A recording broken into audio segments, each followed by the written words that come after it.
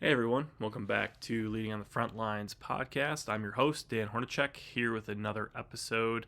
Little under the weather today, so please apologize for any sniffles and whatnot, but excited to be back. If you haven't already, please subscribe and review. Would love to hear feedback.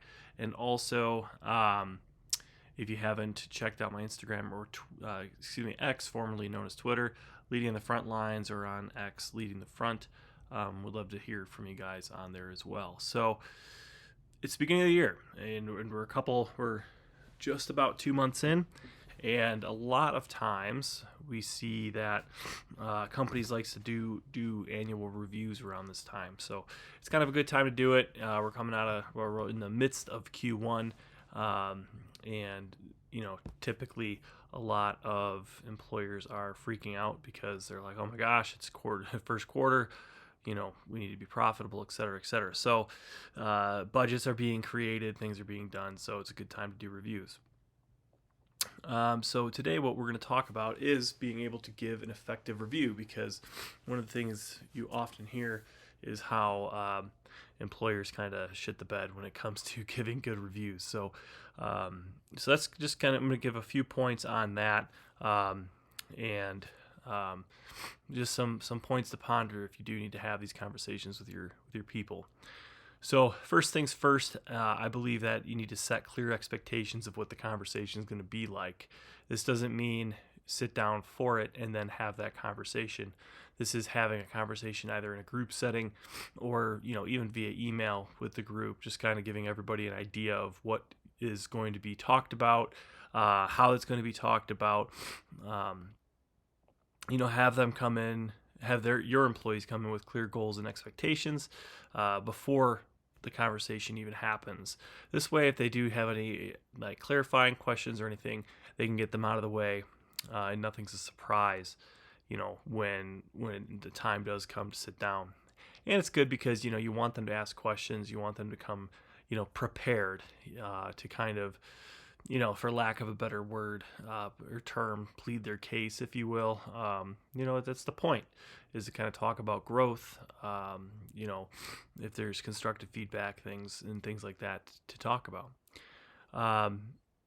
So obviously during this time is a great time to provide constructive feedback.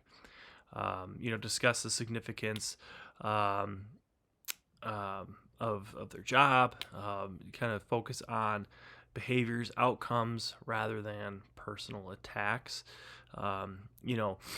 Constructive feedback doesn't need to be negative all the time. It could just be talking about places of growth that you see in, your employees. It's, the term constructive feedback, I think, has a lot of negative stigma to it, and I don't think it should. I think it's something where, if both parties respect one another, that you can give constructive feedback in a positive manner where both parties can walk away and feel empowered by the constructive feedback. And again, this should not be a personal attack. This should just be kind of a factual conversation about places that you want to see your employee grow. And something that inherently comes along with that conversation is active listening. Because if you're going to provide constructive feedback, you need to be somewhat prepared for your employee to be somewhat defensive too. And, when your employees are sharing their perspectives and their concerns and things, if you're not actively listening to them, you're going to sound like a real idiot, because it's obvious to them that you don't care. And that is the last thing that we want to have happen when we're trying to have these conversations with our employees. The point of the review is to, again, review the previous year or 6 months or quarter, however often you do them. And if you're going to sit there and be the person providing constructive feedback and you don't actively listen to your employee afterwards, you're not really doing your job, and you really need to kind of take a step back and realize that listening to them so you can have open dialogue is very important in these, during reviews. One of the most important pieces, I think, is acknowledging achievements. This just doesn't have to be big. I mean, it could quite literally just be the person doing their job, or being a valuable member of the team. If someone's proficient at their job but everybody loves them and they create a positive culture, that person creates value outside of just their job. And I think that those things aren't celebrated enough. I think people forget to be leaders, especially, and managers forget to be human. You're having a conversation with another person. We all put our pants on the same way. And I think that, you need to I encourage managers to recognize and appreciate the accomplishments and contributions that their employees make. Even if they're just proficient at their job, that's still an accomplishment. That's still of value. If you have you know, even outside of just the things they're supposed to do, even if you have an employee who's just actively searching for more to do, that's the type of employee you want to have around, and that, in my opinion, is worth acknowledging. So another piece to this, and the final piece to this, is creating a development plan. I think this is the most important piece for you as a manager, that you need to. I mean, it's up to you to kind of make it mandatory. I like them to be mandatory because it opens up chances for one-on-one dialogue with your employees. But you could suggest the creation of a development plan. There's a lot of resources out there to be able to do this. So even if you just a simple Google search will give you some nice templates to do this with. But I think the constructive feedback piece is a good one to start with as far as a development plan is concerned, because if you as the manager do have constructive feedback, that should really be the number one thing on there. And you could either work on it together or have them work on it independently and kind of touch base and see, if you're in agreement with what they need to be working on. I think it's wonderful because it gives you more opportunity to have open dialogue with your employee. And like I mentioned in my last episode, you're creating a safe environment for them to not only talk about ideas and things like that, but it allows you, again, within this environment, to collaborate with your employee.